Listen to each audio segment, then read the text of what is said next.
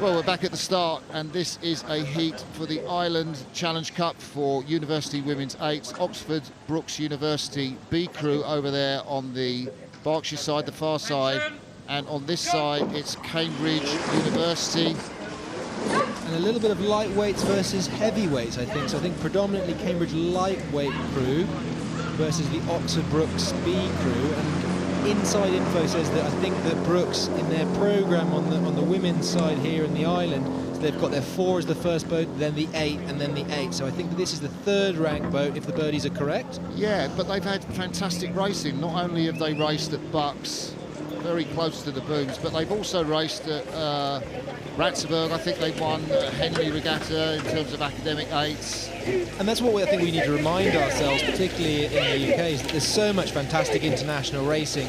You know, I remember going through, Ghent Regatta and all our local German regattas, racing those German Coxless 4s, and going out to all of these European regattas where you can pick up that fantastic experience. It's not just the domestic calendar that gives that opportunity to improve your skills on the water, so well played to them. So this Cambridge crew composed of lightweight and blondie crews that won in 21 and 22. And would you believe, I was looking at the margin they won by. Last year's margin for the lightweight, Cambridge lightweights, was 15 lengths over Oxford. Gosh, I didn't even think you could have 15 lengths on a rain course. I know. So Oxford Brookes, we're now live with this race. You can see the bowwoman of Oxford Brookes there, Sina Schaefer, and looks like Oxford Brookes have got it pretty comfortably. They're not really in cruise pace. A look over the shoulder from Emily Mears, the 20-year-old coxing. Oxford Brookes, experienced, won that academic 8s at Bucks and won the academic 8s at Henley, Women's Henley 2, which was just a couple of weeks ago, and she probably had to look a long way down to see this Cambridge crew. What I've been really enjoying today, just even in the evening race of these Brookes crews, is that they wait for quite a while until they reduce that rate of strike and they reduce that power and manage that race. They really make sure that the business is done, that they've broken the race, they've got in front of that crew comfortably, and then they're thinking about the management. So often we do see those crews, they get out, they get some clear water, and they're very quick to drop, but you can get into trouble doing that. So I'm really pleased to see that that program is really educating those rowers and getting that race management as they come through the regatta. What a lovely sweep that we see from this Brookes crew. Nice to see. I think Oxford Brookes, the holders of this event, if memory serves.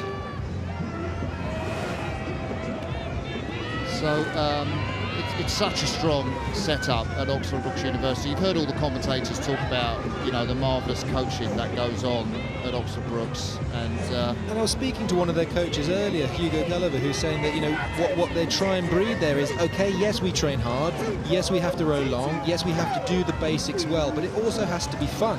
We want to train together, we train hard together, but we want to create an environment that fosters having fun in a rowing boat. And for everyone, that's what rowing should be.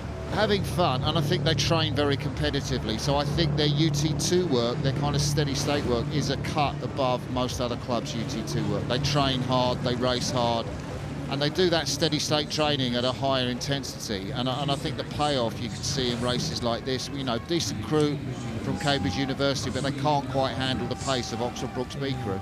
And we heard, I think, from Adrian was talking on the commentary earlier about that scientific approach that Brookes are having with their training, of training to wattage and power, using those theories and physiological parameters from the cycling programs. Quite commonly we see the cyclists using wattage. Normally, back in my generation, sort of 10, 12, 15 years ago, we would have lots of speed-orientated outcomes. So it's really interesting to see this new approach to the training. Did you row to watts when you were in Never. I couldn't tell you. I could not tell you what wattage I used to do. I think they're basically saying this is the watts we want you on, and if they've got the telemetry on the boat, I'm not sure they've got the telem on the boat while they're racing, so they won't know the watts, but they do row to watts. These women will have an idea of what power output they are going to put out. At the moment, it looks a very easy power output as Oxford Brookes University B crew come down to the finish line in the heat of the Island Challenge Cup for a relatively comfortable victory over their opponents from Cambridge University, members of the winning lightweight and blondie crews from 2021 and 2022.